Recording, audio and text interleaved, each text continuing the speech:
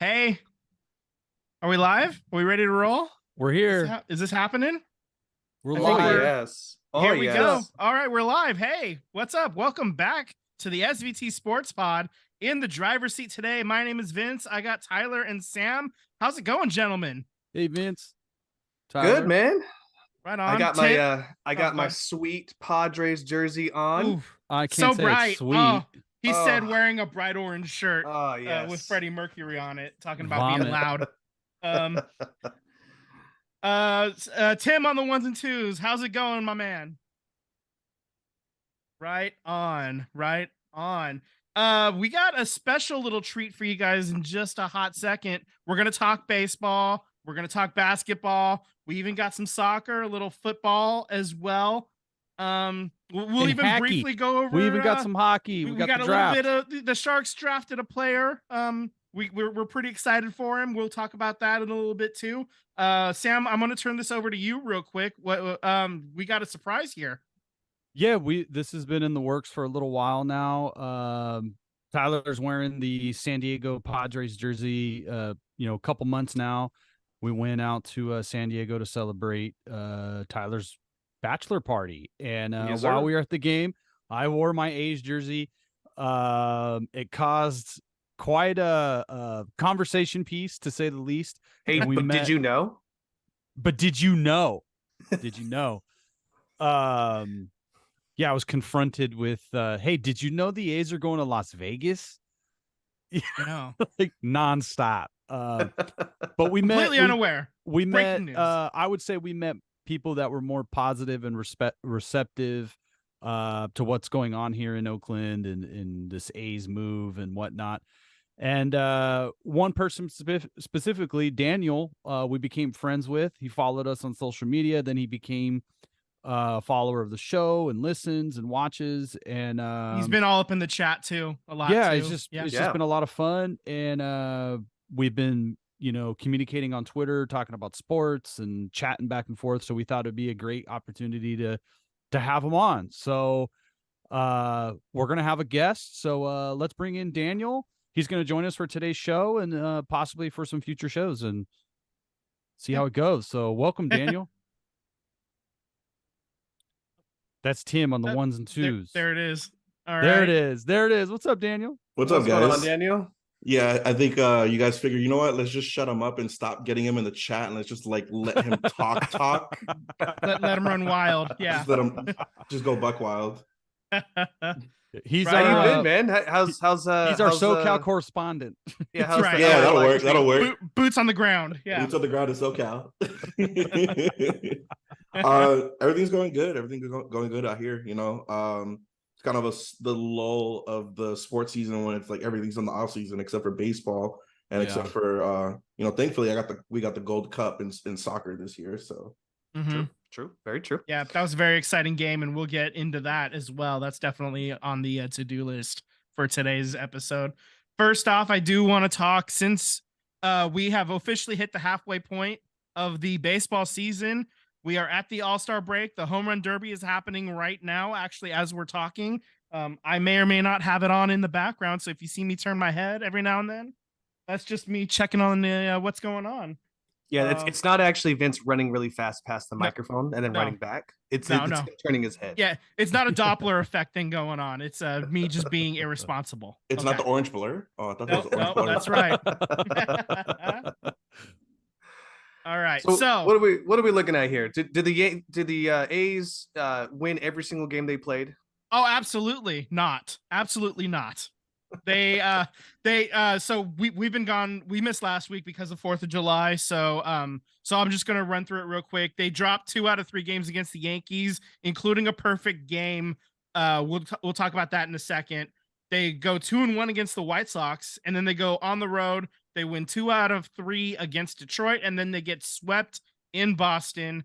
So this week they have the All-Star break, and then they have 3 at home against Minnesota.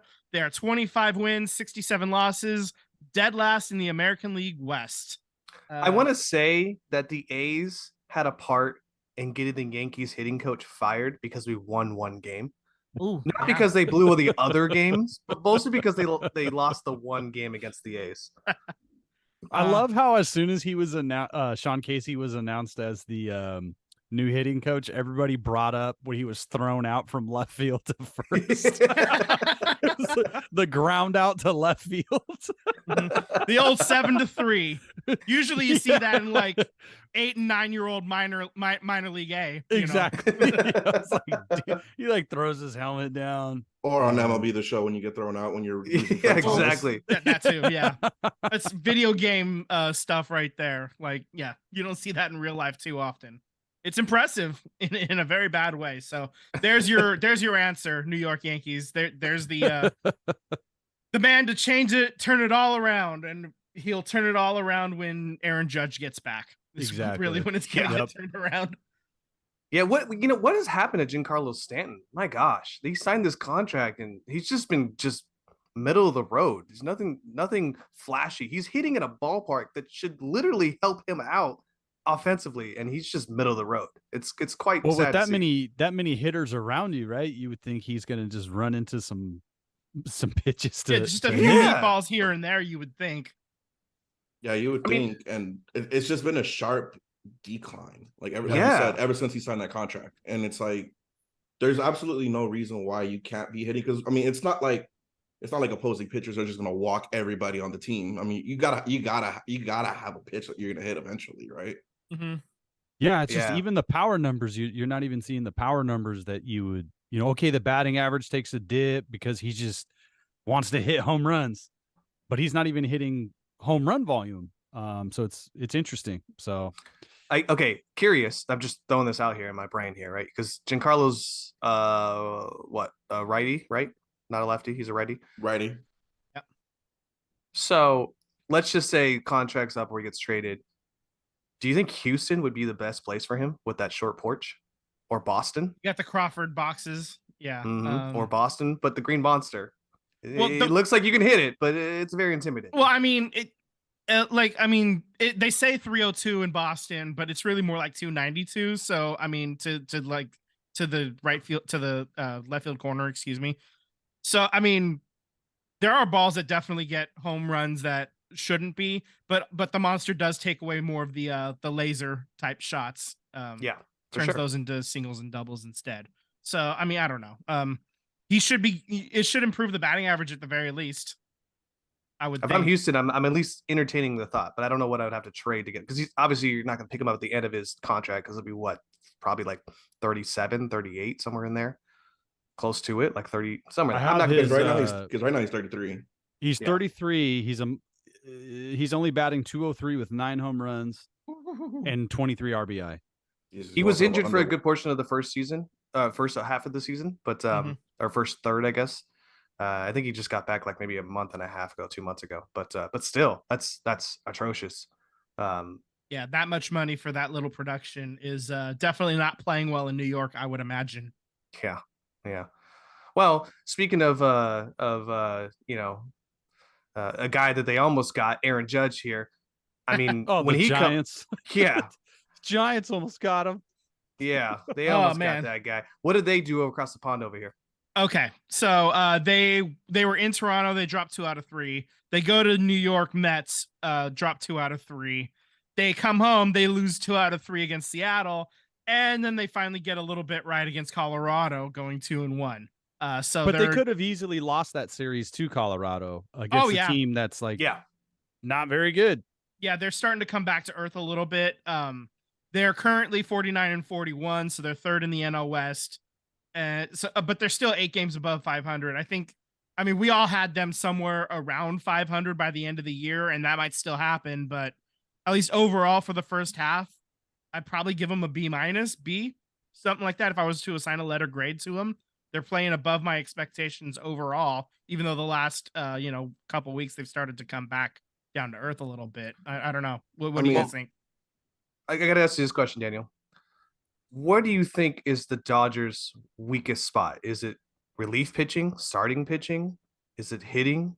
What do you think is their weakest at this point? It's definitely the pitching, just because our arms are constantly on the DL. I think the stat that I heard the other day is that we've used 233 days of DL just for our pitching alone. Whoa. You cannot have that many games or that many days in your pit and hope to have any kind of success. And I mean, the NL West is always going to be a grab bag because, I mean, yeah, the Giants are 8 games over 500, but they're only back 2.5 games, and we're in the middle of the season. Yeah. So it's going to be a 3-way volley between us, the Diamondbacks, and the Giants. Because that is crazy. Did you have the surprise? Yeah. Did you have the Diamondbacks in your preseason threats of teams to go against yours? I definitely had us and the Padres going neck and neck the entire season. Same. I I totally think that's agree with you. all of us had that. Like, you know, it's kind of wild how that's broken down a little bit. Dodgers, you're tied for first right now in the division, but it's still been super disappointing. So, Extremely. I mean, just to think, I mean, we expect, obviously, I think we all expect the Dodgers, if they can get healthy. I think you mentioned it with the arms missing all those games. If they get healthy, I'm sure that starts to really take off. And I don't know if I believe that Arizona is going to win the division or anything like that, but certainly I think they've proven themselves able to at least, be a wild card team possibly at this point. So they're probably going to cause a problem. At this juncture, they have Dodgers and the Diamondbacks have met 10 times, and the Diamondbacks have won 6 games to the Dodgers 4 games. Okay. So, hey, it's going to be a run to the end here. It seems like, unless the Diamondbacks just run out of gas, and they're a young enough team that I could see that happening, that they will just run out of gas towards the very end of it. So, think of the Pittsburgh Pirates. Started off hot, and now they're starting to run out a little bit of gas here. So, I mean, even the Giants, Arizona that's a young team too. Arizona could like go either way. It's like they're so young that they could fall apart because they're just not used to being in this position. Yeah. Or they're just like so young and dumb that they're just like, fuck it, we're here. Like we can win it all. You know, so I could see that. And they got a lot of young talent. What I did see that's, though, that's like the Marlins. The Marlins were young and dumb. Their super rookie got hurt. Corbin Carroll. He got hurt. So I think it was yesterday's game or the day before, on a bat swing. And he's an amazing talent. So losing him for any extended period of time would be definitely harmful to their chances to lose him. Because he's probably the NL Rookie of the Year right now. I mean, him and De La Cruz, they're probably the number 1, number 2. They're probably going back and forth. Does De La Cruz, is he eligible? He will be by the end of the year, I think. He'll get enough games in. Yeah. But that's the other part about De La Cruz though, is I don't know if he's gonna have enough games to satisfy the voters. You know what I mean? Yeah. Of course. So we'll see what happens. But he certainly made some noise with those 3 steals on 2 pitches the other day too. Jesus H fuck, man, that was wild. Dude, not even just that, just 12 days in the majors and you hit for the cycle. Yeah. Like what? So this was brought up to me, by one of our listeners in the chat here, texted me personally here and wanted to know what you guys think. You're the next GM of, let's just say, a random baseball team, right? You get to pick your 2 options and you only get to pick one, Ohtani or Ellie. Who are you going with? Ohtani. Proven talent. I said. Proven, That's yeah. Proven talent. Like, yeah. Ellie's had a hell of a start to his career. We'll see what happens when some, guys have tape on him and they start making their adjustments. How good is he at combating those adjustments? And that's all baseball really is just a continual game of adjustments. So it's not even just that. It's like you just filled in 2 needs right there. You have an ace on the mound and you have a stud up at bat. I don't know if you guys have ever heard Ohtani hit live, but just the crack of the bat. Yeah, we holy all have, crap, dude. Ace fans, he's done it to us. We've seen it live. Yeah, live and in person. It's funny. Like I do remember like a few years ago going to, opening day, the A's are playing the Angels and like the game that Ohtani is pitching, all of a sudden, like that's like a 35,000 attendance. The game that he's not pitching, 20 or something, but it's earlier in the season. People are still excited. It's funny when he's like on the mound, especially. That's when like everybody's like, oh, I gotta see this, because he could like strike out 10 and hit 2 bombs in the same game, and that's the kind of shit you tell your kids about like 50 years from now and your grandkids or whatever. it's the Say Hey show. You know, I mean, he's impressive. I mean, yeah, you get basically an ace pitcher, and you get a guy. What does he have? 40. Someone check me here, but 40. I'm It's sorry, not it's 40, 30 it's something. 30 30, something. 34, 35 home runs now. Somewhere I in think that he's ballpark. climbed up there. So, you know, I mean, where else are you getting that? You know what I mean? I wonder, like, so the Giants just drafted. I'm He's at segueing here. 32. 32. Okay. So the Giants just drafted a pitcher who is a two-way as well. So it seems like the Shohei train is picking up a lot more steam, especially. And I'm curious to see how many younger kids and how many younger generations, you know, are going to try to be two-way players. You know, I think what Otani is doing, we've never seen it before, obviously. No, Babe look at Ruth his. is I got his line here. In 341 at bats, 103 hits, 32 homers, 302 batting average, 63 runs, 71 RBI, and 11 stolen bases. yeah, and I think he's got On like a top 3 of point. pitching. I think he's got like a 3.2 ERA, something around there, like 3.1, On top of 3.2. pitching. But that being the case, it's like we've never seen anything like this. Babe Ruth, yes, he did both, but not to the length of what Otani's doing. So Yeah. Not he's to this second level. to him. Definitely not to this level. No, he was nowhere near as good of a pitcher as Otani is. Well, Babe Right. Ruth was And, the yeah. first few years of his career. He was like pretty much exclusively a pitcher, and then they Correct. made him exclusively kind of a hitter. Correct. Later in his career, so it wasn't at the same time. Yeah. Correct. Like very little of it was at the same time. Yeah. Right.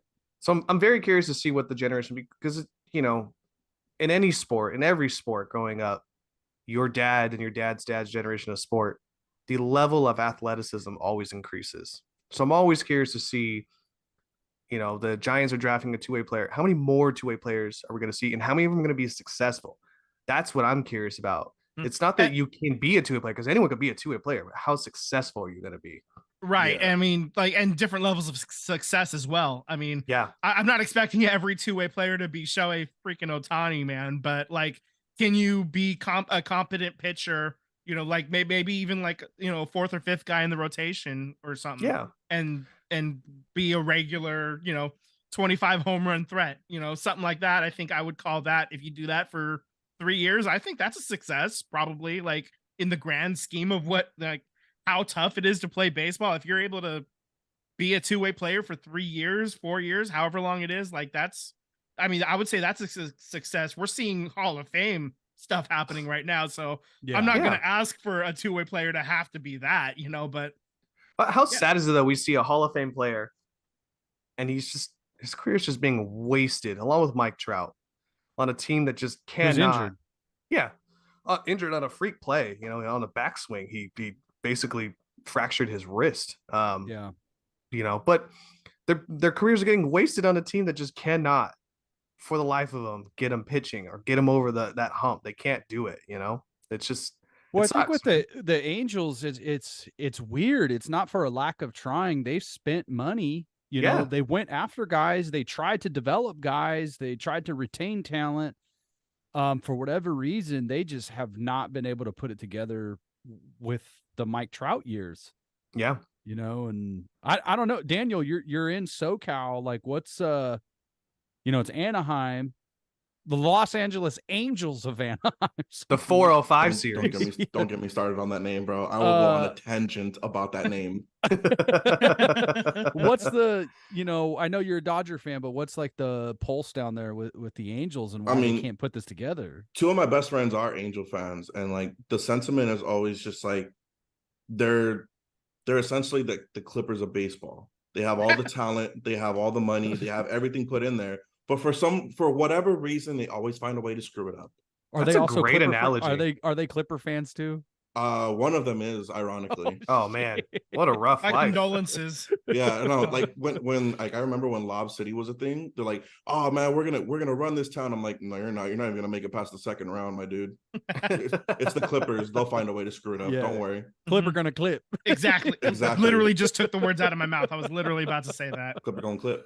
I mean, and it's not like you said, it's not like for a lack of trying. You know, they have the arms there. They have Pablo Reed Sandoval Detmeyer there. They have Todd Anderson there, like who pitched really well for the Dodgers last year.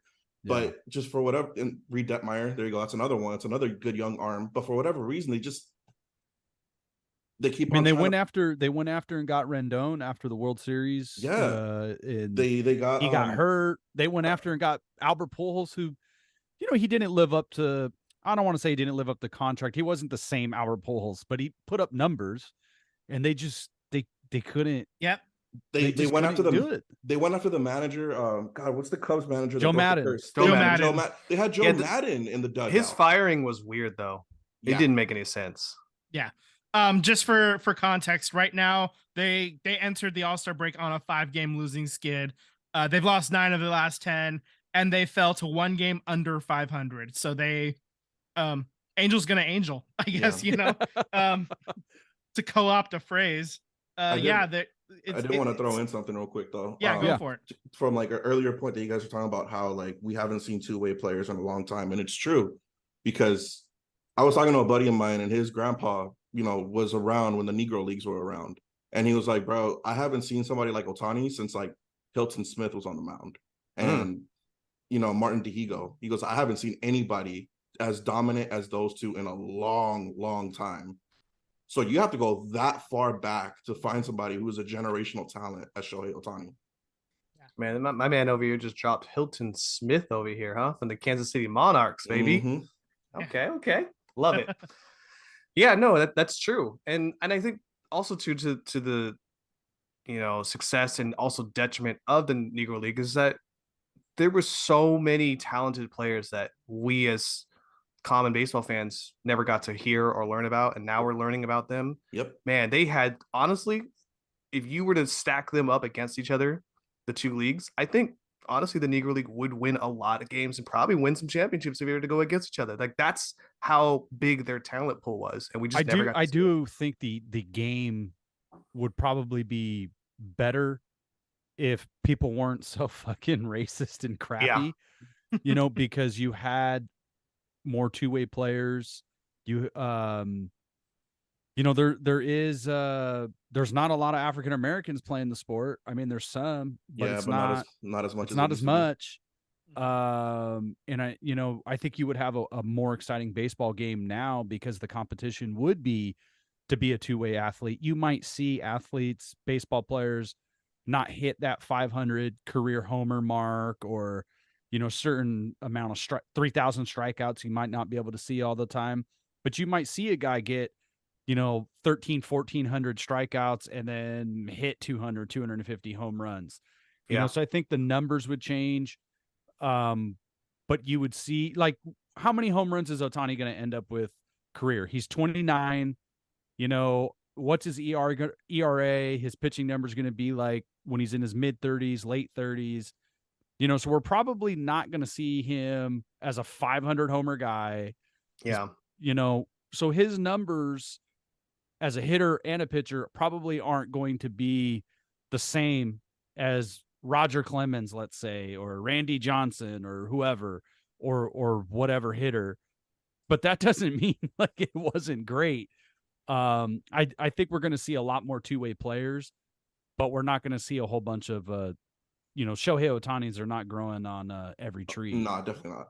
Yeah, I think he finishes at like, let's just call it 350 and a 2.91 ERA. I think that is what Shohei finishes. I know like wins for a pitcher are misleading, but I think he's going to be like 100+ wins, or 150 wins with a decent ERA and 1,000 strikeouts and 300 homers, which is insane in modern baseball. Is insane. But I think we could see things close to that, and I think we're going to see a lot more players being drafted out of college and high school that are two-way players, and I think there's going to be an emphasis on it. I mean, you're going to see a lot more athletes. Yeah, I mean, we see like in other sports, like basketball, like the Warriors moving to like more so-called positionless basketball, right. and you're just trying to find athletes, and the best guys to play the best positions, period. Just and they can move around. You get the stretch wings and stuff like that. And so that's probably where baseball might finally start to be headed. 15 years after literally every other sport. I mean, every sport is a copycat league. Like where if somebody sees success, like perfect example. When the Warriors started getting success, everybody and their mother tried to get a 3-point shooter on their team. Yeah. When the Lakers were in the dynasty and they had Bynum and Gasol, everybody and their mother tried to have 2 7-footers on their team. Right. Like every sport is a copycat league. Totally. Okay, so I do want to switch gears a little bit right here. We need to rip this Band-Aid off. We didn't get to talk about it last week because we weren't here, but the perfect game against the A's. Does that I mean, look, a perfect game is a perfect game. But does Yeah. that count when it's against the A's this year? Unfortunately, It does unfortunately count. Like, could it be a perfect game with an asterisk? I mean, they took the asterisk off of Roger Maris, so if that asterisk doesn't stay, that the one on us can't stay either. I'm sorry. Season's a season. We're Yeah, no it better sucks. than the Cleveland Spiders, okay? Yeah, no, that's what they should have changed their name to, but that's another story entirely. Dope. That would have been a dope nickname. Oh, so dope. Are you kidding me? Guardians. This is so dumb. I know it's named after a bridge. I don't give a shit. Is it really? Yeah, it's like a bridge and like the statues on the bridge, I think technically, but like, yeah. Look, man, Oh. I thought New Orleans missed an opportunity when they could have renamed their team to the New Orleans Voodoo, but whatever. What's Yeah. wrong with the Pelicans? It's a boring ass bird, even though would it you is a state would bird. you rather be a pelican or a voodoo? That would dude with Mardi Dude. Gras colors as your jersey. That'd be dope. Like when you the way you could announce your team? Are you kidding me? The light show you could put on pregame? Oh, that'd be Oh. so sick. I'm already thinking about merchandising and restaurant. You could have a Yeah, voodoo okay. donut shop and a voodoo plushie giveaway, See? bro. You see? Oh You my see? gosh. Yeah.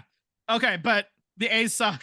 That sucked. That watching that like the Damn. last little bit of it, I was like, I didn't even realize it was happening. We actually, I know a guy, Brian, my buddy Brian. He was at the game, and he texted me like at the end of the 8th, and he was like, "I can't believe I'm here for this," and I was like, "Here for what?" I wasn't watching the game or anything, and then I realized really quickly what was happening, and I'm usually really good with my jinxes. Sometimes they just take like a couple innings to get going, and he's very lucky he didn't text me in the 6th inning because I would have jinxed that fucker by the 8th. But he Well, told that's me your in fault like for not watching there. yeah, it is a little bit my fault for not watching, but also I'm pissed off at him, so fuck him.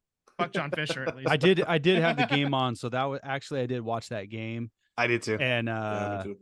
he was dealing, and they could Yeah. not make any contact. Yeah. I mean, it was.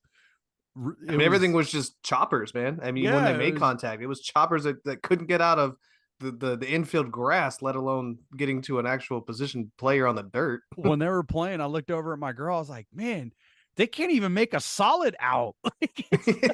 There's like no solid outs. Yeah, I think Um, we that ended a streak of almost 32 years without Yep. a no hitter against the A's. No, a And- perfect game. no hitters. Period. Like there was no hitters against the A's in 32 years. Wow. Oh, I thought it was just a perfect game. in No, general. no hitter. It Wow. was no-nos. Like, and at the beginning of the year, one of the A's fans tweeted out, "I think we're probably going to see that streak come to an end. We didn't expect it to be against Domingo Germán, who got absolutely shelled in his last outing before."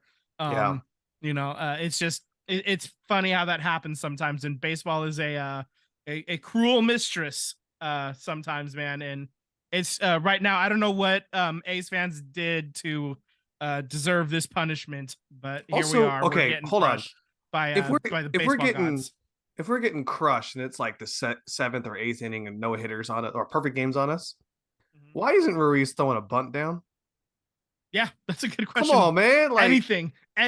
you lead wreck the it. league in steals. Come There's on. there's no rules at that point. Just get on base in any way possible. I agree, but that's not Can you how it imagine ended up working out. having Ruiz and still having Pache on the team? Like, because he looks pretty good in Cincinnati right now. I know he's not banging homers, but I mean he's hitting over 300. He's playing solid defense. Oh, I've got He's a good getting on team. base. I got a good But team. you What know- if you but- got like Matt Olson Yeah, well- and maybe like Sean Sean Murphy, Murphy. somebody like that? You throw those two guys on a team, right? But then you also take like and then- I don't know, and maybe then- like Matt Chapman and Marcus Semien. Just throw a couple of guys let's- like let's- that. Could you let's be imagine honest. how many and you got wins? Maybe you Heim get as a your backup.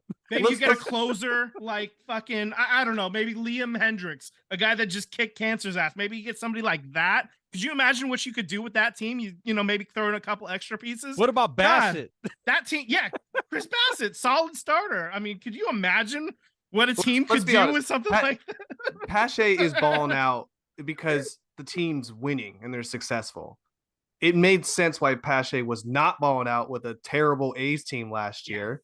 You know, why would he be motivated to come to the yard every day to collect a paycheck? Yeah. That's all you got your motivation to be on? That sucks. I don't want to It come to the hurts. field. It hurts. It's rough. The whole man. fucking thing I mean, hurts. the amount of former A All-Stars in every single All-Star game every single year for like the past 30 years. I mean, Yeah. It's insane, man. We're I mean, living a cursed life, man. fuck it. What are you gonna do, right? What are you gonna Yeah. do? Yeah.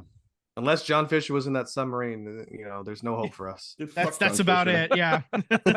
Fuck John Fisher. It's always John fuck John Fisher. Fisher. It is, in fact, let's check my watch. Yep, it is fuck John Fisher o'clock. Dang. You look at that. Yeah. Dude, like all of this, and this is obviously something that Sam Tyler and I spoke about at the Padre game. Like, he's like, you guys are like, you know, essentially Fisher's doing what Frank McCourt did with you guys. I'm like, well, yeah, I mean, Frank McCourt is to blame for all of our horrible years that we had in you know, in LA. And I remember for years after the fact, sports journalists in LA would still be like, all right, guys, we're gonna play blame pie as to why, you know, the Lakers are doing terrible. You know, such and such percentage goes to management, such and such goes to the players. 2% goes to this guy, and 1% goes to Frank McCourt because everything's Frank McCourt's fault. That's right.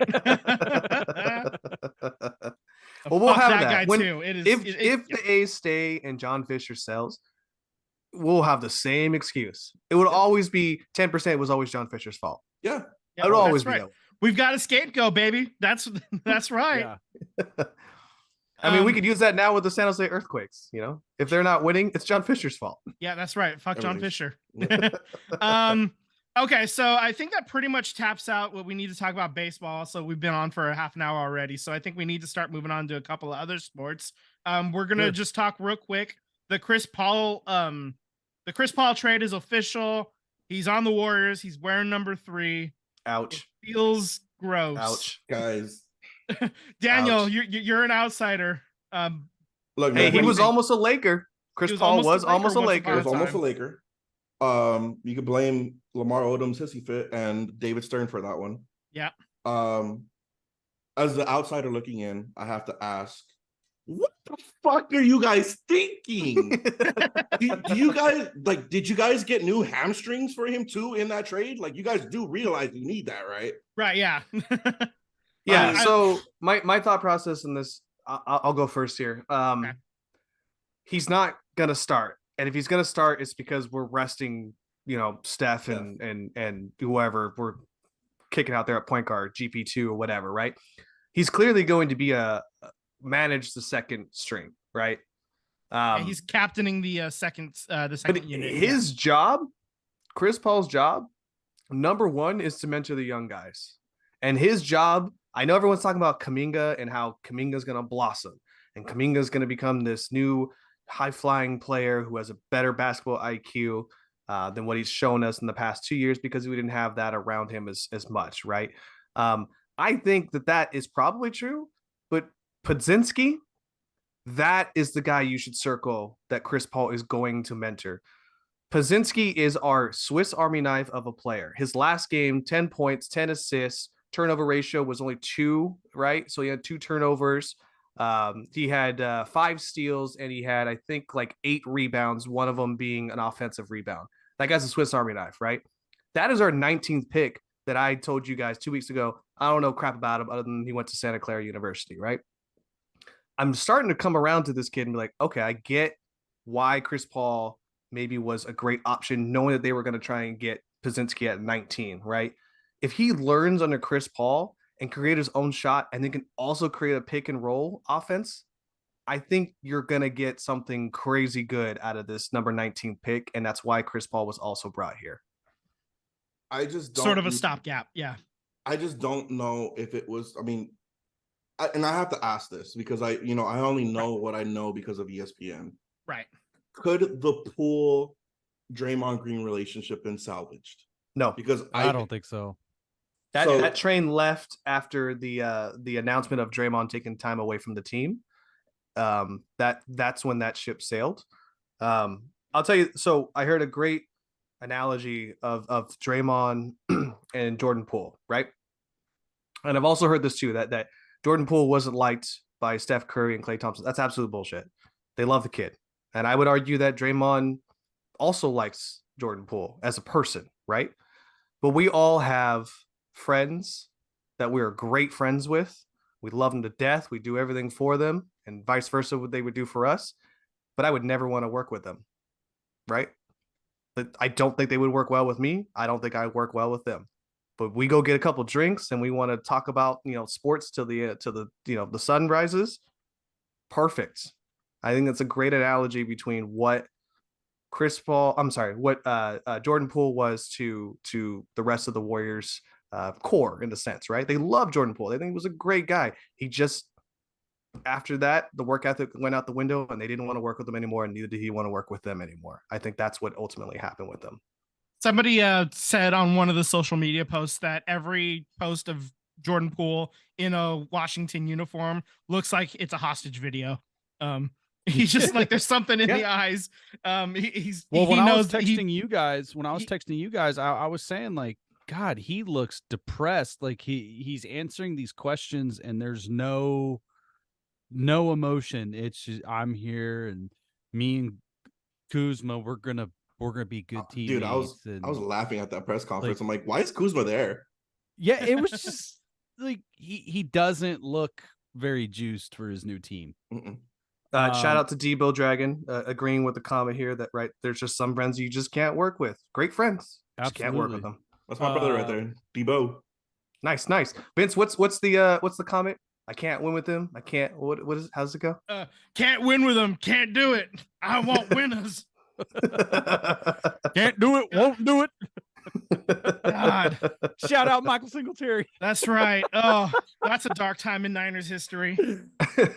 I just think I don't know, man. Obviously we're not in the locker room. We're not affiliated with these people. We're not, journalists or anything like that. For Draymond to punch him, and I'm not defending Draymond, but for somebody to be punched, he did not get punched for that one comment. Like, whatever comment was said on that floor that day in that moment wasn't just for that. Like, Draymond punched him for many things, and maybe that's a lack of practice, a lack of defense, a lack of whatever. I don't know.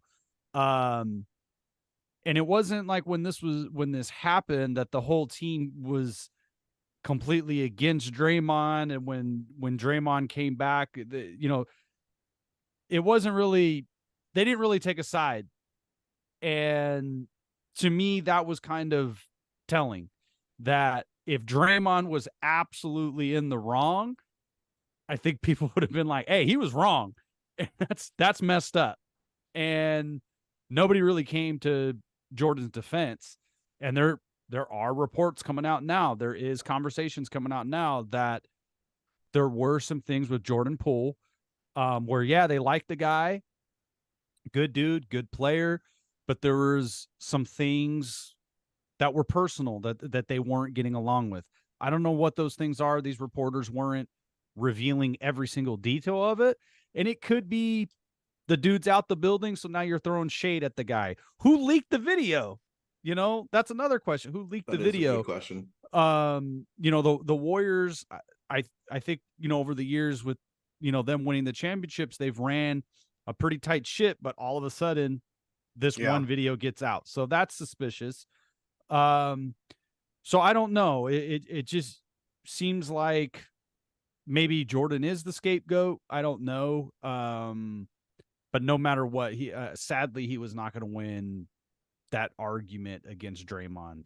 I will say this. I mean, work ethic wise, we could see it on the court, right? He was giving up on the team. We saw that. But I will commend him in the fact that he never once threw a stink about it publicly, media wise. That was never a thing that deterred him for the why he was playing the way he was, right? It wasn't even brought up in conversation. Maybe it was early on in the season, but as the season went on, I think he was professional enough to let that Sure. simmer on its own, and I'll deal with it down the road. So I'm in the mindset of like, thanks for everything you contributed to in championship. Really appreciate you. When you come back, all right, hey, welcome, but I'm a fan of the Warriors and who's on the team right now. And I appreciate Jordan and what he did. I wish him the best of luck. And Now I use hope that big bag you got and pack up your stuff and get out. No.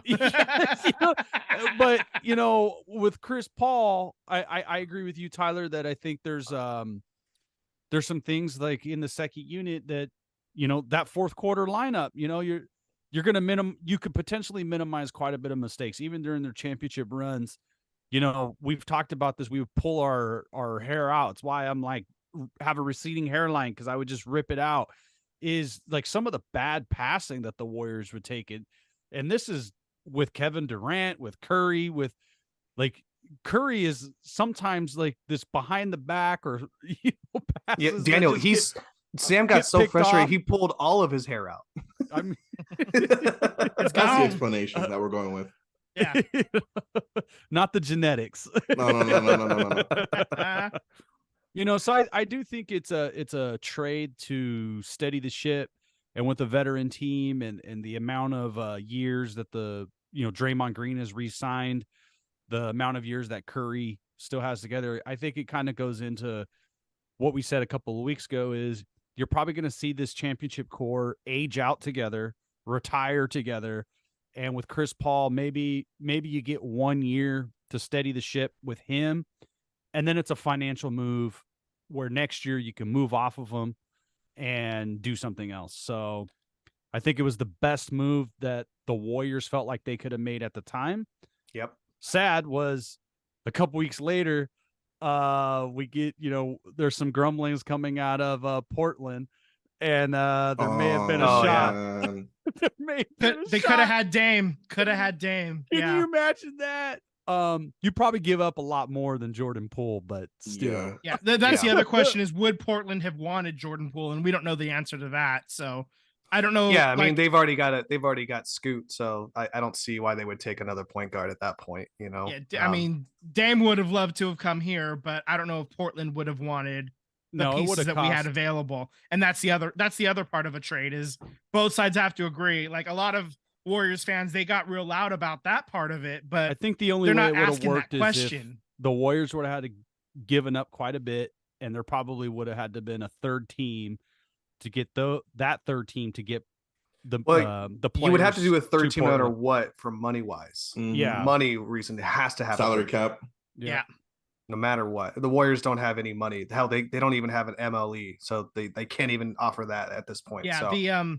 That's the other thing the Chris Paul move does is it's close to the same money, Jordan Poole and Chris Paul, but Chris Paul only has 1 year, whereas Jordan Poole has 4 more. So yeah, that and those really, for those that really helps that part of it. And if you don't know what an MLE is, yeah, mathematically, I understand why that certainly is appealing to Joe Lacob, who would love to get at least 1 year back under that level.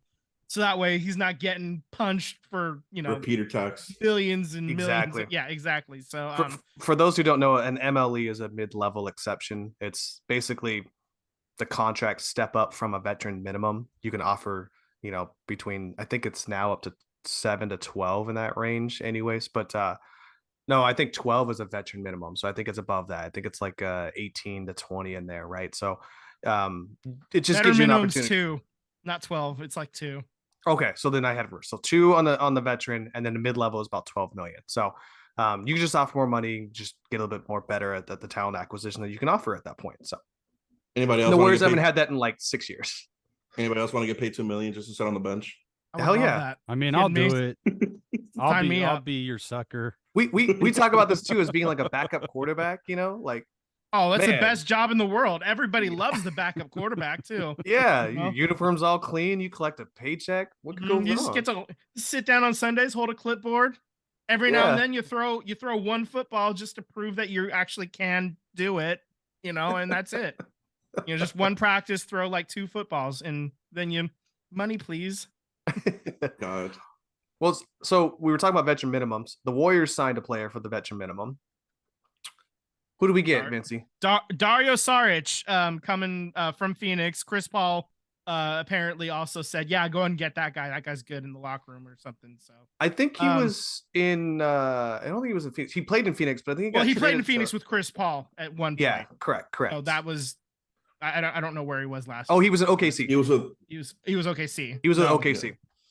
Maybe- Last year he was with OKC. Yeah, but the year correct. before was in Phoenix. Yeah, that's what I was trying to So say. the Words, Warriors Vince. have one more roster spot open, and I want to bring Daniel on this because I'm curious as to what he thinks too. So there's talks about Bismack Biyombo, which I think is the coolest name in NBA. Sucks that he's just not the greatest player, but there's talks about either the Warriors picking him up or the Lakers picking him up. So before we digress into our Laker hole, Daniel, would you like to have Bismack Biyombo or would you like to have Bol Bol? Because those two names have been flirted with the Lakers. the thing about Bol Bol, man. The thing about when you have somebody that's that tall, how long are you gonna be going up and down the court? Yeah, Like that's for sure. that's always my concern, and that's my concern with Wembanyama too. Like you're 7'5", 7'6". It's like how long before that wear and tear really starts catching up to you? So Yeah. me I think about personally, Yao. Yeah, you think about Yao Ming, perfect example. Mhm. Even Shaq, dude, like he used to always have problems with his toes. Mhm. Me personally though, I would like Bismack Biyombo just because I want that big presence, you know what I mean? Like that big guy in the paint, because I am kind of old school in that way. I do like the whole like two bigs mentality. I feel like that's a lost art in this game. But the other name that was thrown out there for the Lakers was Christian Wood. So I honestly don't know. Christian Wood would be great, but he's going to stretch your floor. So Christian Wood, I think, could be a great rebounder, but I really think that Christian Wood is a Walmart version of AD in that sense of like he's still a great talent player. What's wrong with Walmart? But you're basically Everything. getting the same player to Anthony Davis that you would with Christian Wood. My thing is though, if you wanted to go after somebody who's a stretch four, you guys should have done it in the fucking draft. Jaime Jaquez was right there before you decided to pick up the kid from Alabama. Jaquez lit it up the first summer league game, and I know what he did at UCLA. You want a stretch four that can actually like go after the ball and rebound too? Jaime Jaquez was right there. I agree. But they're not going with the stretch four because AD plays basically a stretch four for them. So I think AD doesn't. I don't think AD should be shooting threes, but that's just me. I agree. I think AD is. But I is thought he better was your suited. favorite player. Definitely not my favorite player, man. There's a reason why I call him Mr. Glass, bro. Yeah. Mhm. Oh, because of all the rebounds he gets, right? Yeah, sure. We'll go with that one. Are you a lone wolf when it comes to your opinions of AD? No, actually, I know a few people who are like, bro, honestly, I wonder, could we move AD for something? And I'm like, not now. Not for like with all his injury history, not anymore. We were the only team stupid enough. I mean, don't get me wrong, I was excited when AD became a Laker because I'm like, all right, cool, fine. Somebody that can take the pressure off of LeBron's shoulders. Because that was the big problem when LeBron first landed here. They decided to surround him with, people that can handle the ball. And I'm like, why? We need scorers. We need shooters. Like that's LeBron's whole MO. He needs shooters around him. So when that move happened, I was like, okay, I get it. But now I'm just like, bro, you owe Genie Bus some money, man. Hey, I'm gonna give you a trade idea, and you tell me what you think, okay? Okay. Chet Holmgren is going to play for OKC this year. I know he tore his ACL in like a summer practice last year. He's going to play this year. Let's say at the end of this season, LeBron walks because he's going to go play wherever his son plays, right? Which is probably going to be the Atlanta Hawks. I think they're going to get the worst record in the NBA and probably get the first pick. I think it could also be the Hornets or Washington Wizards too, but I digress. So what I think is that AD's got 2 more years left on this contract deal? Believe so. Okay. Let's ship him to OKC. who has 14 first-round draft picks. Let's just say you take 4 or 5 of them, first-round draft picks, and I don't know, you take I can't remember his name, but he's got that weird haircut where it's like shaved, but then it's like bunched up hair in the back, right? He's like a power forward center. He's a mix. I'll have to get his name here for you. Would you trade AD? Mostly you're trading AD for draft picks. Would you trade it for like 4 or 5 first-round picks for Would like you the trade next it like for 5 some years? draft picks and weird haircut guy? Yeah. Go. Would you do it? I mean, you move them off your books, right? You clear cap space. LeBron is getting off your cap space book. Austin Reeves is your most expensive player, right? After that, no, I think it'd be Rui actually, because Rui signed a big contract. Okay, Oh, so Rui signed. Yeah, okay. So Rui. Okay, so you got a small forward and you've got a shooting guard. I think Reeves is a point guard, but I'm gonna call him a shooting guard because that's how he plays. He plays like a shooting guard. Yeah. So you alleviate all that. You got draft picks. You could move that draft pick capital for other players. Would you do that trade for like 4 or 5 first-round picks for like the next like 4 or 5 years? The answer is going to be hell no, because I don't trust my front office to make the right move. I mean, don't get me wrong. I love Pelinka. Pelinka, what he did this offseason. You mean Rob Lowe? Yeah, I love Rob Lowe. What Rob Lowe did this offseason, chef's kiss. I mean, oh yeah, beautiful. You know, those mid-season deals, man, they really reworked that team, made them. Dude, not even just that. The offseason deals that he's made right now are beautiful. There is the question as to whether or not he can draft, and that's my biggest concern. And I'm not just saying this because I'm a UCLA fan. I do feel like we missed a beat by not going after Jaquez. So that's like the only unproven ground we have. But I mean, I can't blame him because any team that LeBron lands on, their draft capital just disappears. Exactly. So that's like my only question mark. Are you going to move those picks, or are you going to use them to draft for the future? Because if we're going to draft for the future, well then, fuck, here comes another like 5-year rebuild. To follow up my point here, not my point. My person I couldn't remember. Kendrick Williams is his name. Yeah, no, hell no. Definitely not Kendrick Williams. Hey, you get a small forward who can stretch the floor. He can shoot threes. Although his average is -10 for his career in his 2 years. Stop selling. He ain't buying. He ain't buying. Stop selling. So the NBA has officially approved the in-season tournament. We'll just go over this real quick. It's going to be played on Tuesdays and Fridays in November, with an 8-team knockout stage after the pool play comes in with the championship on December 9th. Winners are going to get $500K. I don't know. I need to see how it Who works gets $500K? The players? Each player will get 500,000, I think. That's not incentive enough. No, yeah. I'm skeptical. We'll see how it works. I'm not really into it though at the moment. I mean, we'll see if I'm wrong. If I'm wrong, I'm wrong. But I'm not that hyped. I get they're trying to drum up some interest earlier in the season, because really in the NBA the playoffs are the only thing that really matters. But I find myself it's going to be it's going to be a huge hit just because it's going to be sold out. It's in Las Vegas, right? Isn't it in Las Vegas? It's in Vegas, yeah. So I think it's going to be a huge hit just because it's going to be sold out like Summer League. Well, the championship is going to be in Vegas, not not the entire tournament, not the pool play. So, but I mean, what does it do for the winner other than money? What does it do? It adds more wear and tear to your stars for when you need them. You know, because if you're the Lakers or the Warriors or whatever team and you're in first place, like, do you want Curry and LeBron and AD playing in this? Like, it'd be different if I think the inspiration comes from something like the Champions League, where you have, the Premier League, you have La Liga, you have, all these big soccer leagues in Europe, and then they all meet and mesh together into one super tournament for the Champions League. UEFA. Right. Yeah.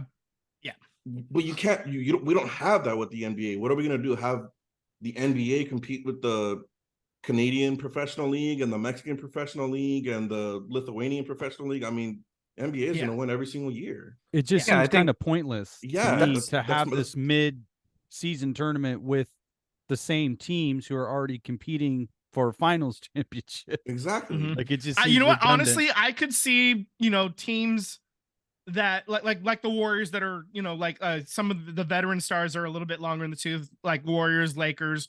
I could see them maybe not giving their best effort, maybe holding Steph back for, playing only like 30 minutes in those games or something. Like, Well, something like that, just because it's extra games, extra wear and tear on these stars. And I don't know. We'll Exactly. see. Did these games account for regular season stats still, right? Like not regular season stats, but like regular season, win No, losses, right? It's like its own category from my Yeah, it's its understanding, right? own Mhm. thing. Right. There Oh, are dude. going. There The are going Warriors to and be the Spurs are going to sit all their players. That's just their So, MO. so are the Lakers. Like it Yeah. doesn't like, hey, look, if you really want to generate an in-game tournament, this is how you do it. You do it at the end of the season, okay? You get the Sure, that's Work- called the playoffs. no. Okay, yes, smart ass, but those are for the teams that are winning. This also solves the problem of tanking. You get all the worst teams in each conference. You have them play in a tournament. Whoever wins that tournament wins the number 1 overall pick. I agree with you only on one thing why it won't work. Because it doesn't make money. No one's gonna watch the worst teams play while the best teams are playing. That's the I think that only makes problem sense. with it. That makes sense from a fan perspective, but if you're a player and you win, you're basically winning to possibly draft your replacement. Yeah, exactly. That too. know, know? like if you're Dame Lillard, I won the tournament, and then here comes rookie guy to push you out. So Yeah, it basically should be a contract given to every single player on an active roster and can be on the roster for what would be a playoff, right? So if you were a two-way guy, you cannot be on a playoff roster, correct? So it should be from the NBA, and it says, I will cut everyone who wins this tournament $1 million, and I will also cut a check for everyone who wins the NBA playoffs $1 million on top of it, right? So everyone gets an incentive to want to either win or lose, but you at least get to win some money. But it should be from the NBA, not from the team's salary. It should be straight from the NBA. Here's $2 million, delegated over between 12 players, right? So $24 million, right? But they have to be eligible for a playoff roster. It cannot be a two-way player who's on your team and it would not be a playoff eligible player, right? Shell out 24 million. You're worth what? 17 billion? You can't afford $24 million? Come on. Pretty sure they can. And the how much money the NBA makes itself, like they can afford it. Let's be honest. I think that would be your incentive, right? Yeah, maybe I'm drafting my replacement, but I got $1 million. not Tax-free. not any of the major leagues, sports leagues are losing money. So they got money hand over fist. Yes. It just seems like it very clearly that they're trying to copy, European football and trying to adapt that here, but there's not really competition for it. Where European football leagues, you have all of these teams in neighborhood regions, where they're there and they're all part of different leagues. Yep. And you don't have that here. So it's a redundant tournament. Like, I mean, the MLS just did it with La Liga Mexicana. They had the CONCACAF Championship where they had the Mexican League, MLS, the Argentinian League, and I believe one other league. It might have been the Venezuelan? It might have no. I think it might have been the Canadian League. I might be wrong though. I could definitely be wrong. But I know for a fact it was definitely the Mexican League and the MLS. They competed in a club championships of champions. It was right here in LA. It was Leon versus LAFC. Like that, it makes sense because it makes more sense because there's more leagues. Yeah, there's international interest, and like you said, there are more leagues. But because the NBA it's not necessarily this niche league because basketball does go overseas, because if it wasn't, we wouldn't have international players. But it's not at the same level as the NBA.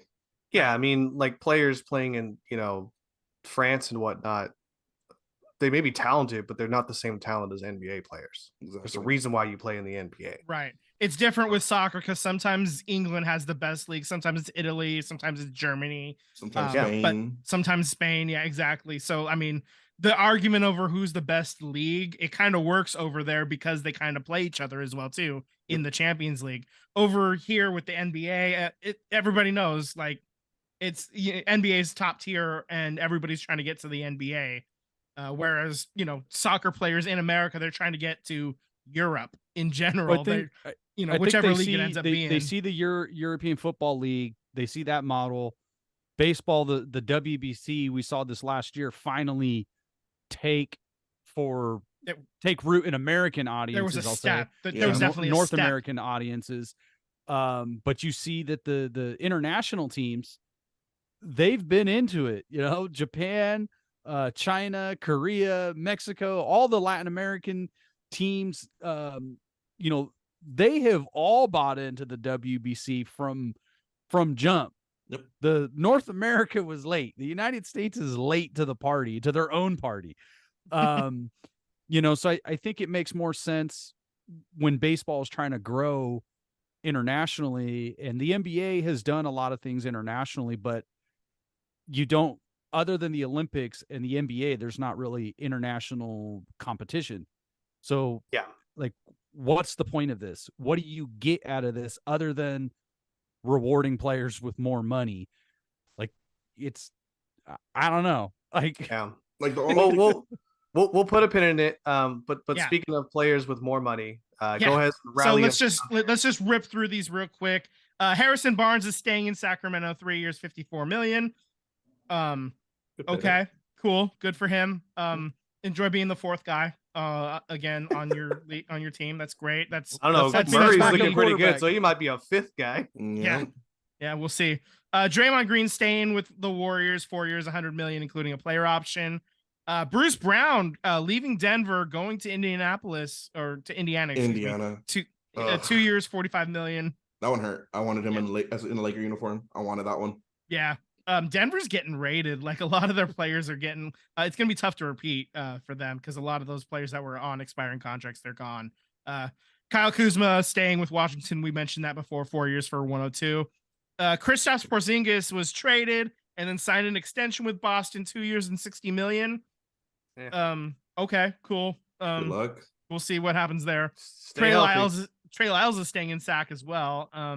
I didn't have the money written down on that one because I forgot. He made $0 off of 0 years. That's right. Vucevic re-signs with Chicago, 3 years, $60 million. Okay. Kyrie Irving is staying in Dallas. Oh, that shit show. 3 years, $126 million. Overpaid. Ooh, overpaid indeed. Jeremy Grant returns to Portland, 5 years, $160 million. Pretty chunk of change there. Chris Middleton returning to Milwaukee, 3 years, 102. Those are the ones that I had written down. Obviously, other signings have happened since I wrote this. But yeah, that was the big burst on free agent day when everybody started signing everywhere. So anything stand out other than that, other than what we've already talked about, guys? Yeah, I mean, Jeremy Grant, I think, is a great pickup for him. I think he played great in Portland. Obviously, you're going to play better when you're not in Detroit. So I think that was a great pickup. Chris Middleton, I think, was also a great pickup if he could stay healthy. I really wanted the Warriors to either get Jeremy Grant or Chris Middleton if it was even at all possible, which it probably wasn't. But Yeah, those are two guys that I circled and I've talked about quite a bit. the money was never going to work. That would have had to be in a trade. Yeah, somehow, exactly. But Yeah. yeah. So that's your NBA basketball news. Ciao. Okay. I felt like it needed something, a little jazz hands or something. I don't know. Just real quick, I just wanted to talk about the first round of the NHL draft. The Sharks ended up selecting Will Smith. He's not going to Miami. He's going to the San Jose. There we go. He's also going back to school. That's right. He's also going back to school. So they'll probably see him in 3 years, 4 years when he signs his entry level contract. And do you like that, and Sam? so- Do you like that as a hockey player, you can get drafted and go back to college and still retain your rights for being drafted? good for him. I Yeah. think that's a good thing. I Yeah, do too. abs- I absolutely. would wish baseball would do that too. Mhm. In all honesty. Yeah, because I Insta- think yeah. baseball still has a thing. If you could get drafted out of high school, but if you say no, then you have to play 3 years of That college is correct. ball. That is right? correct. Yeah, I would And like don't to like get it. drafted in college and be like, I'm going to finish my 4th year and get my degree, and you retain and own my rights, right? I don't know. Can you still do that? I know Murray went to play NFL, and the I A's believe the own his A's will rights. still own his rights because Yeah, he unless they signed- trade him. But Unless they in trade his college, rights. right, you could decline and go back to school, but that means you're eligible to be redrafted again, Yeah, right? The team doesn't Mhm. own your rights. yeah, you have to sign that contract. If you don't sign, you can get drafted all you want, but if you don't sign the contract, you can. I You think just that's re-enter the something similar draft. to where you can't sign like an agent. You know, like if you Yeah. sign an Mhm. agent, then you're waiving your amateur years Status, or whatever yeah. that is. So there's also something to do with that too. Because you hear in the NFL too, sometimes guys don't sign agents until the last possible second because they Yeah. don't know if they're going to get drafted as a junior or something like that. Right, or maybe they think they can go from a 5th round pick as a junior to like maybe a 2nd round pick Exactly. and get Yeah. more money that way. Exactly. Daniel, I see that Kings hat on your head. What do you think about what the Kings did in the draft? I'm a terrible Kings fan. I don't even know who the hell we drafted. Damn. Okay, that's all right. I didn't mean to call you out like that. Ba-da-ba-ba-da-ba. But I saw the hat. Thought I'd ask. There's for me like a Sharks fan versus the Kings. Like it's like I hate the Kings, but I respectfully hate the Kings. You know what I mean? Like there's that mutual respect and like we've had that rivalry back in the early 2010s and Is stuff. it? It's the same mutual respect you have for the Ducks. Yeah, the Anaheim Fucks, yeah. But when I look at like the Las Vegas Golden Knights, I don't respect them and I hate them. So Okay. so it's a little bit different, To be fair, how do though, you feel we- about that? We agreed on our mutual hate for the Vegas Golden Knights. Yeah, that's and right. and their fan base. Yeah, the fan base is really the reason why I hate them more. But yeah. So yeah, it's really trying to drive a wedge between us and the Las Vegas, our podcast in Las Vegas. They already took the football team. They're trying like hell to take the baseball team. It's probably more likely than not going to happen, but it's not official yet. But we've ranted about that. Dude, come to think of it, I don't think we had a 1st round pick because I think we traded You didn't. our You had a pick for 2nd Dubois. round pick. Yeah, we Right. traded our pick for Dubois. That's right. Right, that's right. Yeah, That's who right. you picked up was Jacob DeVork, who was 18 years old, so you won't see him for the next like 3-4 years, if Yeah. even at all. He's a lefty defensive man. He's God, kind Rob, of ho hum. He came out of high freaking- school. Dude, Rob and his freaking defenseman. I swear to God. He knows what he likes, man. Well, he drafts what he played, bro. Exactly, yeah. I was like, Christ, Rob. We have other needs. We need scorers, my guy. No, more defensemen. Oh God. Oh yeah.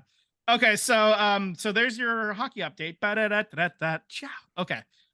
Moving on to soccer, we did have a Gold Cup game, and that actually concluded yesterday. USA win against Canada, 3-2 in penalties. It was 2-2 What a hell of a in game, extra man. time. That was an insane That was game. a good game. It was so good, especially those last 15 minutes of extra time. My God, just the defensive breakdown by the Americans, and then to come back right at the end and get the tying goal off of an own goal. The dude made the save, but he saved it right into the Canadian defender. It bounced in. You know what? Yeah, Okay, it's just I say what you want about Matt Turner, right? He's Mhm. playing, I think in Barcelona, I don't know, Milan, one of those teams, right? He's obviously not starting, right? He's like 2nd string, sometimes a 3rd string. Arsenal. But God, man, he is clutch. Arsenal. He's an Arsenal. Arsenal. Okay, thank you. So he is clutch when it comes to these penalty kicks. I think he's stopped 11 in his career so far. He stopped 2 last night, so we'll put him at 13 now. He almost stopped the last one, but he got lucky with the crossbar there, so doesn't get credit for it. But still, I also appreciate that he was like, I'm not getting any playtime with Arsenal, so I'll just stay with the USA team. While Well, I all mean, the other, it's the off season right now anyway. Technically, for True. Basically every league. That's another thing about MLS is until they actually get on the same schedule as every other league, they're going to be looked down as a lower tier league, and that's the truth. At some point, But it's I will tell you in 2 weeks, I'm about to watch Lionel Messi play for Miami. yeah, it's a retirement league. You know? It is a yes, retirement league. just as David Beckham Yeah, exactly. Or Rooney. or Zlatan. Yeah. Oh, Thank you. Or no, you're welcome. yeah, you're welcome. You're welcome. No, I mean, but the thing is, yeah, you may be playing a backup at Arsenal, but you're still playing against cream of the crop competition. You're still practicing with cream of the crop players. That's why the goal is to ship players to Europe, because that's where all the talent is. Yep. That's why Mexico struggles. Like, our young squad is always really, really good, but for whatever reason, the senior team always sucks, and it's because they always send their young players to Europe way too late. What is your thought about that? The last cup here with USA and Mexico, the one that ended early because they couldn't stop saying a certain word. I'm not going to say on here. It's how do you feel about the Levi Mexico? Stadium? Yeah, how do you feel? Was it Levi? I hate the fact that it's a part of our culture. Yeah, It's, you know, as you guys know, I'm Mexican, first generation. So, you know, a lot of one of the sides of the family are very misogynistic, and they still do the same chant. And it's like, dude, y'all need to wake up and realize that we're not in the 1920s anymore. That shit's not okay anymore, bro. Yeah. And it does piss me off, and it pisses me off more because they do it when they're upset. So it's like, you know, it's a hateful word, so you choose to use it at a hateful time because you feel like that's the right way to demean the men's soccer team who outclassed us the last 6 fucking matchups that we've had against them. sure. And you got your own fans stabbing each other too. that too. Like, what are we doing, guys? I mean, this is the thing that I love and hate about football and about soccer. Soccer is the sport that stopped the war because the World Cup was about to go on. The war paused for a couple months, and then everyone went back to fighting. This is the type of sport that unifies people, but also creates vitriol because of, you know, for whatever stupid ass reason. And in our case, it's because, you know, the US has finally caught up to Mexico, and Mexico fans don't like it. So in an attempt to explain it away, they use a word that they shouldn't be using. Plain and simple. I don't use it. Yeah. Right. Maybe, do you think that explains why there's some players on Team USA that could have easily played for Team Mexico? No, it's because of the stupid politics. Everything in Mexican soccer is politics. It's like, you know, do I really want to sit behind a freaking aging 36-year-old because the manager is not going to let me play because of some stupid sense of loyalty? Or would I rather, you know, use my American citizenship and play on a squad where I know I'm actually get to playing time, maybe get some exposure, and actually play for a club that wants me? I'd rather play for Team USA at that point. Makes sense. Yeah. Who was the previous head coach that just got fired? It was Diego Coca. Thank you. So him being fired now, do you think Mexico brings in a coach that's going to change that culture? You think Mexico is going to bring in the same type of coach just with a different name? I mean, Jaime Lozano has been doing such a good job with this team that I think that they might just keep him. You know? We feel the same way. We would love to have our current head coach, who is going back to being an assistant, to be our head coach. But yeah. I mean, I think it ultimately depends on what happens this Gold Cup. If it's Mexico USA in the final, which I think it is, and Mexico ends up winning, I think Lozano keeps his job. If they don't, they could very well find his replacement, and they could just be like, well, he was just the interim coach. So yeah. Well, good dynamic, man. I love that. This is a great conversation too. Yeah. Yeah, we could definitely bring up more soccer, especially bring you on for this too, because it's a great retrospect that we don't get to have a lot of the time, especially with somebody who now roots for another national team of, you know, other cultures too. So yeah, appreciate that. People find it weird. They're like, wait, you were born in the US, but you root for Mexico? And I'm like, yeah, duh. Yeah, I've got a friend that was born in the US, but he roots for Mexico too. Although he's told me, you know, since the last match that he roots for USA and then Mexico now. So speaking of Team USA, by the way, We also had our left winger for the Earthquakes. Cade Cowell. He actually scored one of those goals in the in penalties as well, and he's been playing pretty well in this Gold Cup. So he's getting some exposure. He's a teenager still, so he's real young. He's got a chance to really make some noise, and then who knows, maybe find himself in Europe in a couple years. So since he's not with the team, how are the Earthquakes doing right now? They've drawn their last 2 games. They're 7 wins, 8 draws, 7 losses, 29 points. They're in 7th, but that's because of tiebreakers. They're technically tied for 5th in the Western Conference. So they've fallen back a little bit. Top 9 make the playoffs for those who may have forgotten. They expanded the playoffs this year. So that's still interesting. They're still right in the thick of it. The next game, the entire league is basically playing on Wednesday, and then they're taking an extended break for about a month. We got the All-Star game the following Wednesday on the 19th. And then after that, a lot of players are playing club games and stuff like, National League games and touring and stuff like that. So they're basically taking a break for a few weeks, and then they'll be back in August. So MLS is about to go on a little break, and they can, the Quakes can sit down and figure it out, and maybe get a couple wins and get themselves locked into a good playoff spot. Maybe even host the first leg of a playoff series. Who knows? I'd love to see it after being a dumpster fire for so long, man. The MLS needs to fix their timing. Seriously, they really do. This is really do, this is bullshit, is what it is. They really should. They need, if they're going to be taken seriously, they have to switch their schedule to match the rest of the world. Basically, like everybody else, is playing. What's the argument August to keep it like? Why? What's the argument that MLS? They started this way because in '96 it was a brand new league, and they wanted to make sure they get as many people out there as possible. Less people are going to show up if it's raining, in December and January, or snowing or whatever in the northern and eastern cities.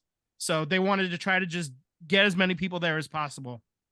The league is almost 30 years old now at this point. That's no longer an excuse. The league is established. They're going to be at 32 teams shortly. I mean, San Diego is going to be the 30th team, I think, next year. So there's no excuse at this point. They're here. They're not going anywhere at this point. They need to switch their schedule to match the rest of the world, basically, because it's just dumb. It's just dumb. It really is. But you knew that was going to happen. Okay, so there's your soccer rant. Okay. We got to give Vince a soundboard. That's right. I need a soundboard. Definitely. Yeah. So Tyler, you put in something here for the NFL. we haven't talked football in a while. And I apologize, guys. I know you guys are Raiders fans here. Unfortunately, I could not find where the Raiders were. We were number 11. Sure you were. Okay. Sure you were. Sure. For what? The Lions were 17. Showing a sheet here. So Mike Clay and Seth Walder from ESPN, more recently last week, did their NFL roster rankings. Okay. I've only got the top 10. I can tell you the Lions are 17. I don't know where the Raiders are. Maybe you can find that out in the middle of me saying this list here for me, guys. But going from the top 10, or from 1 to 10 here, the top ranked NFL rosters, again, start from 10. Mike Clay and Seth Walder. 10. We want to start at 10? Yeah. Okay. Number 10 is the Jets. Number 9 is the Browns. Number 8, the 49ers. Number 7, the Chargers. Number 6, the Cowboys. Number 5, the Bengals. Number 4, the Dolphins. Number 3, the Bills. And at number 1, the Chiefs. So you put the Eagles. You forgot to mention your team. No, I didn't. I said number 2, the Eagles. Did you? Yeah. Okay, I missed it. I wasn't paying attention. That's cool. That's cool. You're just building into this rivalry that we're gonna have. This list is it's just dumb. This list is top ranked NFL rosters, offense and defense. Correct. As a whole, I want to make sure that is noted as a whole. Right. So I don't know where the Raiders are. If you guys can find that in the middle of me saying this, I'm gonna gap time this by saying Vince, do you feel the 49ers are an 8? No, they're way higher than that. They're top 5. That defense is absolutely loaded. They got that's right. I said it. No, I was reacting to my Oh. What do they got Okay. the Raiders at? 21st. Yeah. Oh, That's about right. That feels about right. Yeah, it's, you don't even have a quarterback at this time yet, but we'll get there. I mean, honestly, like I look at the Niners roster. This is Super Bowl time at this point. They're built Sure. to win the Super Bowl at this point. You have top flight players at wide receiver, at tight end, at running back, Christian McCaffrey. You got a quarterback. Quarterbacks are not eating up into your salary cap right now. So if you can get good enough quarterback play, you're spending money on all the other positions for this year and next year. The Niners need to win a Super Bowl in the next 2 years. Otherwise, it's probably going to have to get blown up again because you're going to have to either pay a quarterback or start over and draft somebody new because we don't know at this point. It's looking like Trey Lance is having problems getting past fucking what's his name? The guy that he just signed. Darnold. Sam Darnold. Calm Goddamn. down. Okay. Yeah, he's having the reports are he's having trouble getting past him on the depth chart. And if that's the case, then that's a wasted pick, So I'm not counting that. And then it sounds like Brock Purdy's probably going to be ready for opening day, but if he's not, maybe it ends up being a tandem with Darnold. Darnold. Darnold. Sweet Dick Darnold. I hate. I Sweet spent Dick so much Darnold. time. The Ginger rifle. Yeah, I've completely blocked him out, and then he ends up on the fucking Niners. So great, cool. No. Awesome. Ginger Rifle is Andy Dalton. Mm-hmm. The Red Rifle. So He's the Darnold Red is Rifle. Darnold is Sweet Dick Darnold. Darnold is so- Darnold just sees ghosts. in my opinion, I agree with you, Vince. And as an Eagles fan, I should be honest that it does pain me a little bit to be honest, or to be fair with the 49ers fan at this time. But Mhm. I agree. I think it's Kansas City. You got to give them number 1, even though I think the Eagles defense is probably better, but they're the world champs. So You mean I the got to give Philadelphia Kansas Bulldogs? City. Yeah, Yeah, and Philadelphia Georgia Bulldogs of the Mhm. Eagles. But I agree. I think Kansas City will be number 1. I think Eagles are number 2. I do think that the Bills are number 3 over the 49ers. And the reason why I think that is because you got a quarterback and the established one. Yeah. One No, that's no, not that's really fair. injured. I but I do- yeah, But I'm I not think gonna argue there. where it becomes a little bit of a gray line as a whole team, I think 49ers are A and Bengals are 5 or 4B, right? I think you guys are probably on par as far as a team stat. I don't yeah, think no. Bengals, If we're putting it in tiers, like KC, and then Eagles and Bills in the next tier, and then you talk like the third tier, like starting at number 4. I think it's Niners, Dolphins, Bengals, in that tier, and Chargers maybe in that tier as well. I don't think the Yeah. Cowboys are nearly as good. The Cowboys don't belong at number 6. the only That's reason the why I one. put the Bengals above the Dolphins and maybe above the 49ers is because of a QB situation. Your Oh, QB no, is no, healthier totally. than the Dolphins QB. Oh, We don't absolutely. even know No, if the I- Dolphins I- QB can last the whole season. I'm not even saying like that's the exact order I would have them in. I'm just saying like if I'm, if you're gonna give me like 4 teams to look at, below that are just right there but not quite at the same level as Kansas City, Philly, and Buffalo. I think that the 49ers, the Bengals, the Dolphins, the Chargers, those are the teams that I would put in that tier. Yeah. And, Am I the and only obviously one that thinks the Dolphins are overrated? No, the Dolphins are way overrated. Thank you. okay. Way overrated. The number 4 Yeah, best that on their roster in list. NFL? I will tell you this. Are you The freaking Dolphins kidding defense last year carried that team because they didn't have an offensive quarterback to be stable on offense. You mean a That quarterback- defense carried that team. You mean a quarterback who consistently underthrows his fastest receivers on the field? Hey, is he underthrowing or does he see 7 wide receivers when there's only 3 And out he's just choosing the one. He's choosing the wrong one. chooses the one in the middle. Yeah. Wait, Yeah. are we talking about Tua or are we talking about the Tua. Yeah. Tua. Because he's concussed. Yeah. Yeah. Is he seeing 7 of them or is there actually 3 out there? You never know. So the defense, I think, carried the Dolphins. Their defense is legit. I think it's a legit ass defense. I do have question marks on offense because you may have the cheetah, you may have the waddle. Why do they have 2 animals? They got a cheetah and a penguin. Anyways, but you don't know what your quarterback's gonna be like from week to week. You know what I Mhm. mean? So that's where I kind of notched the Dolphins down a bit, but I do think that their defense is real. Even if you guys think they're overrated, I think they have a good, legit, They're good not defense. number 4. No, I don't no, think they're they- number They're 4. definitely not number 4. I think they're Not- number 6 in that range. I think they're I would worthy. They're go- definitely worth. I think I have. I would think go I have them in the Case- 7. I think range. the top 3 is kind of where I would lean. I think 49ers are number 4. I would put the Bengals at number 5. Cowboys I probably put lower. The Dolphins I put lower. Chargers I would put ahead of the Cowboys. Oh, don't- absolutely. I don't know where I would put the Chargers. I don't think I would put them at 6, but I wouldn't put them at 7. I don't think their defense is good enough to be higher. That's my thing. Like, I mean, Defense can win you a championship, man. you would think with Joey Bosa and Khalil Mack, like that obviously that automatically puts you in that tier, but their defense really didn't make that much noise last year, and it's just because they just couldn't get any pressure. I mean, Yeah. the Yeah. Browns are there because of the quarterback. I mean, they have a good roster, but they're lifted because they're gonna have what's his name? Voldemort. Deshaun. Voldemort. Creepy guy. We can't say his name. For a whole season. He who must not be named. Yeah. So, but you guys would agree that the Raiders being at 21 is probably fair. I mean, you guys don't have a quarterback right now. He can't even pass his physical at this time. I mean, I guess it's fair only in the sense of like you got to prove it. But I mean, the same roster made it to the playoffs with Rich Bisaccia. The same roster that they went in with last season essentially made it to the playoffs. Yeah. And almost, I mean, they lost to the Bengals, but they were in that game. They That's were the- in that game with an interim coach. And then McDaniel says, no. We can't win with this roster. I'm just going to Man. interrupt you real quick. You stunk. Mike Barker says, I hope the Raiders are last. I hate them more than I hate John Fisher. And Mike used to Eh. be a Raider fan, but he's very scorned, and that's okay. I don't blame them.